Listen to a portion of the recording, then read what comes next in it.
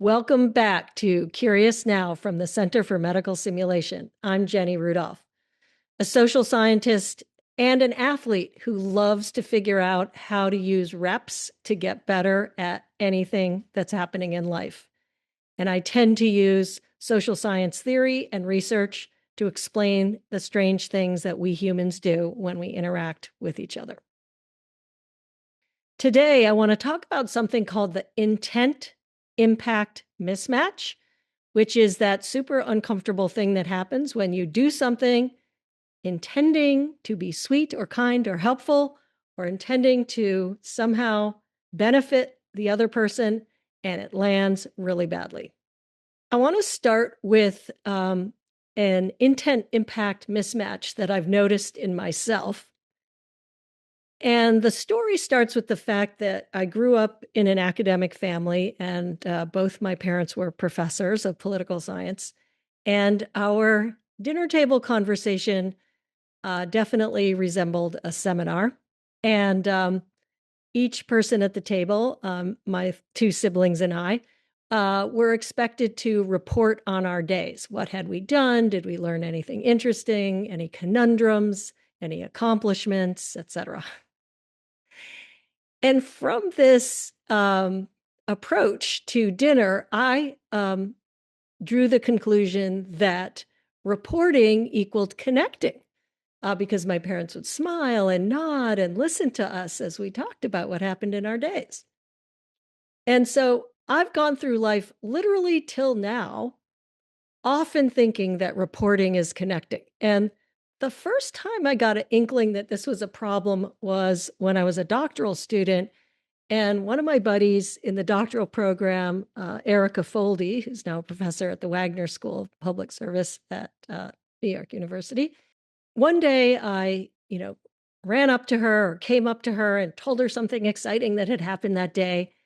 And she kind of looked at me with a little bit of a quirky smile. And she said, Jenny, I've noticed that you come to me and you tell me these little accomplishments from your day. And it's almost like you're a golden retriever running up to me and dropping your toy in front of me and then wagging your tail and waiting for me to give you approval. What do you want from me?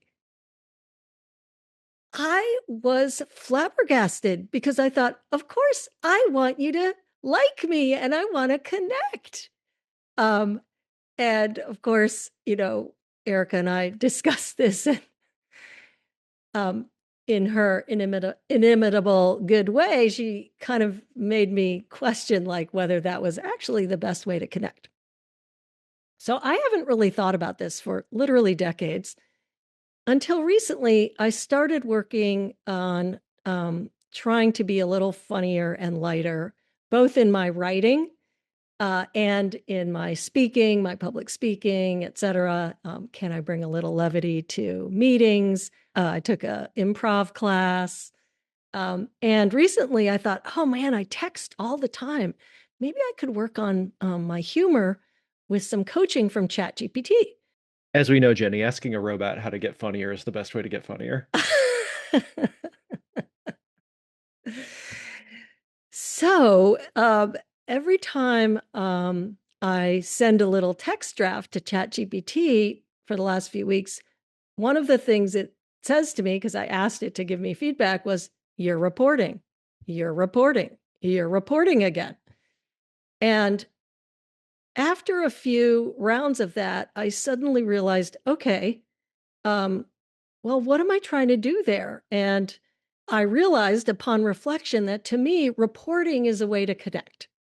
And when I checked this out with people, what I heard was well, Jenny, I know you really well, and I know you're trying to connect. But if you ask me to read the words that you sent me, yeah, not so sure.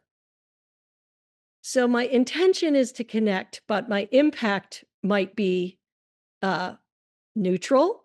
My friends generously assumed the best of me. Others might be like, are you bragging? Or what? Why are you telling me everything you did today? So our readiness goal for this week is ready to note immediately or a little bit after when my intention and my impact are not aligned. And let me talk about how this can play out in a much less welcome or a little bit spicier way than my opening story. When I first started thinking about feedback and debriefing, part of what I noticed is when people use harsh judgment in their feedback or harsh judgment in their debriefing, it almost always lands in a way that humiliates the other person or makes them feel ashamed or maybe makes them feel guilty, but in any case, makes them feel bad.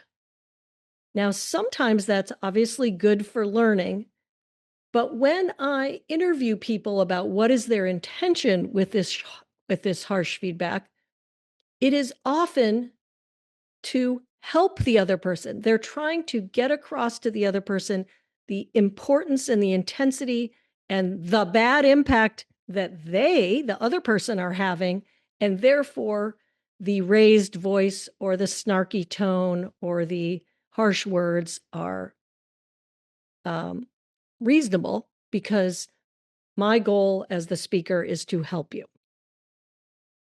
And what we know from research on feedback of this sort is that when it lands as character criticism, it often degrades confidence.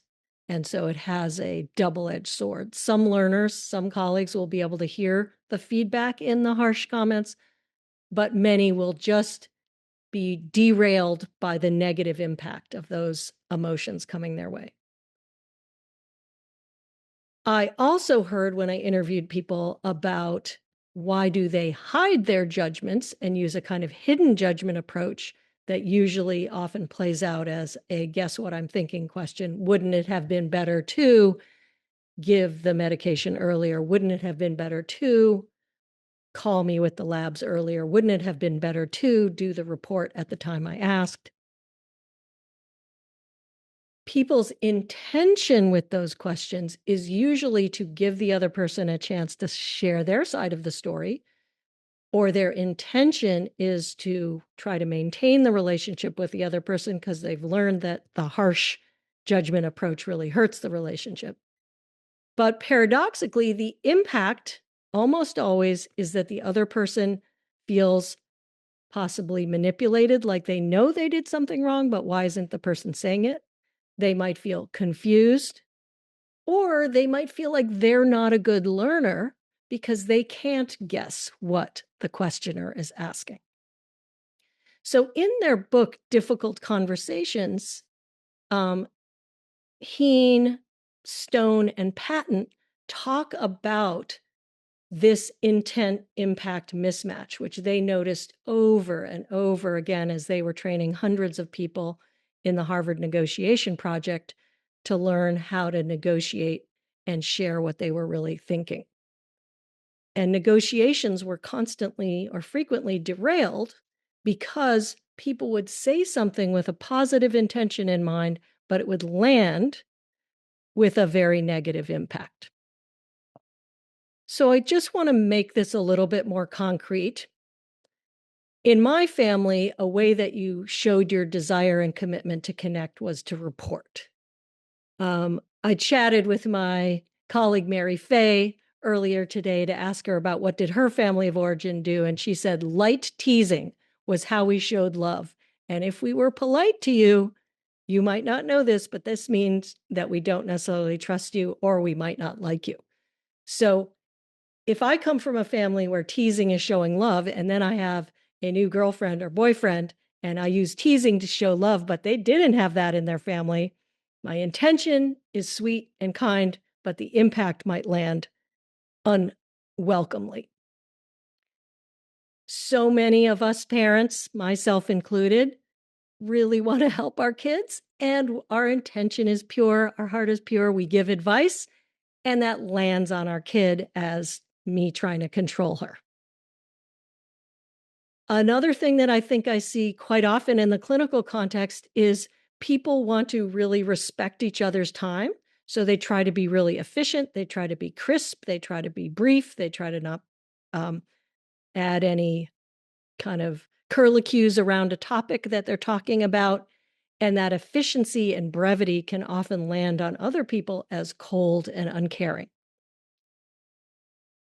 So let's talk a little bit about what's going on when that intent impact mismatch is at play. Even if my heart is pure and I want to help you by giving you advice, you are what Fritz Heider calls a natural psychologist. And you start thinking to yourself, what is my mom's intent? How does this impact my autonomy or agency? And what meaning am I going to make of this? Especially if I do something that lands heavily or not well on one of my kids.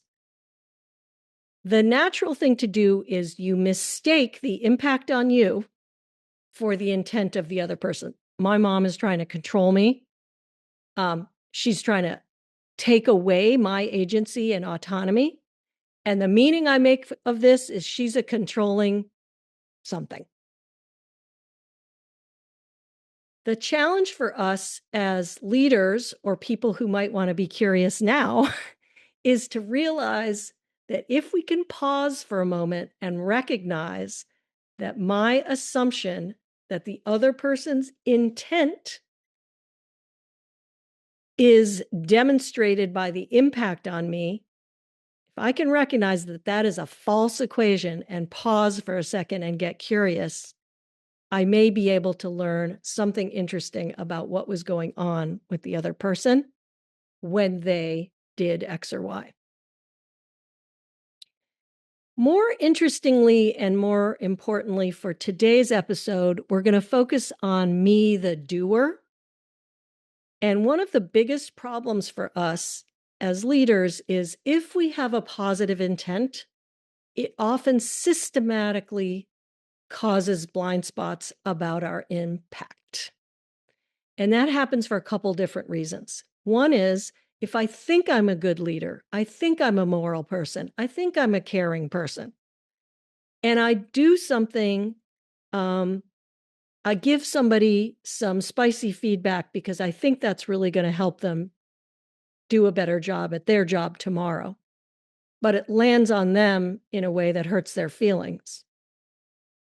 And then they come back to me and they say, ouch, wow, or they attack me back because they feel attacked themselves.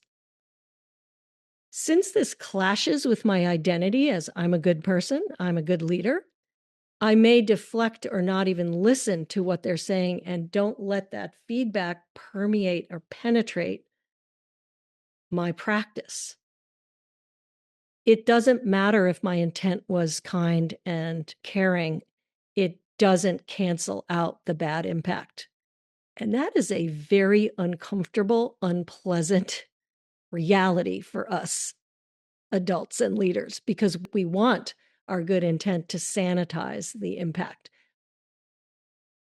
If I do something and somebody's hurt and they share that hurt back with me, either by telling me they're hurt or attacking me back, I in turn can feel wounded at because what's the matter with them? They should forgive me because I had such benign intent. Before I go there, James, I want to talk about one thing with you and I want to say, because I want to say something about it. Okay. Um, I think a really hard thing is you can go through most of your life not knowing when things are not landing. You don't know when things land badly. Yeah. It's because people rarely tell you. It's because you don't discern the impact. It's because you come across in a way that uh, intimidates or scares people or doesn't make them think they can share it with you. There are numerous ways you can be blind to the impact of your actions. Yeah, for sure. Yes, yes. Even if we've been given some information, it's hard for us to port that into the future. So let me give some examples of signs and symptoms that there's been an intent impact mismatch that you could start using. So the most obvious one is when you say something and somebody attacks you back or says their feelings are hurt or literally, physically leans back or away from you in some way.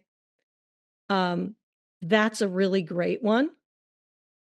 A much more subtle one that I've noticed is that often people will start putting qualifiers around the language that they're using back to me. So I might say something and they'll say something like, oh, it was pretty good, or it was okay, or something like that, which is their polite way of saying it wasn't really okay and it wasn't good. And so I've started learning that if I hear something like that back from them, the qualifier pretty good or oh the weak statement, it's okay. That's a signal to me that I did something that didn't work and I can follow up with them. The third thing I've noticed, and I find this particularly difficult, is I'll often get some feedback on an intent impact mismatch, but then I have to remember it the next time and not do the action. So this is a small example. My resting thinking face is not a very friendly face. I might even frown. And I've been told that, like, when I'm talking to someone or I'm in a meeting and I look really serious because I'm thinking really hard, people start thinking I'm not happy with them, or people start thinking I'm judging their comments or whatever because I look like this. So I have to remember that my intention is I'm super engaged with you. I care about what you're saying, and I better remember to smile from time to time.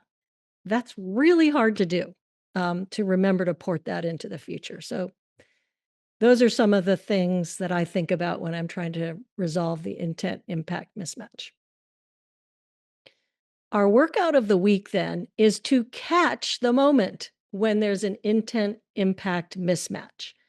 Um, Maybe one of those signs and symptoms I mentioned, somebody acts defensive, somebody yells back at you, someone says they're hurt, someone equivocates, uses sort of weasel words to talk to you about what's going on. Maybe there's some other thing that you recognize. Catch that moment, and we invite you to name it and try to do something with it. So, example, wow, I'm so sorry. That didn't land the way I meant it to. Can I try that again?